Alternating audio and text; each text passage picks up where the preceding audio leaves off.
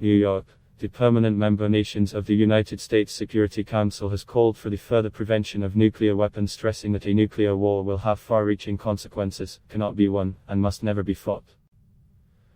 China, France, Russia, the UK, and the US consider the avoidance of war between the nuclear weapon states and the reduction of strategic risks as our foremost responsibilities, the permanent five-member nations said in a joint statement. We affirm that a nuclear war cannot be won and must never be fought. As nuclear use would have far-reaching consequences, we also affirm that nuclear weapons, for as long as they continue to exist, should serve defensive purposes, deter aggression, and prevent war. We believe strongly that the further spread of such weapons must be prevented, the statement added. We reaffirm the importance of addressing nuclear threats and emphasize the importance of preserving and complying with our bilateral and multilateral non-proliferation, disarmament, and arms control agreements and commitments, it read.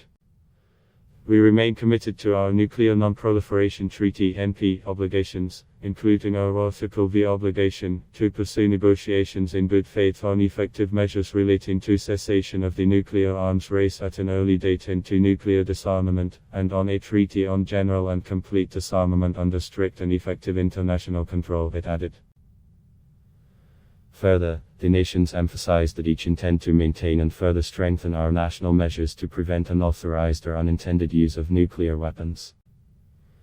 We reiterate the validity of our previous statements on detargeting, reaffirming that none of our nuclear weapons are targeted at each other or at any other state, said the nations.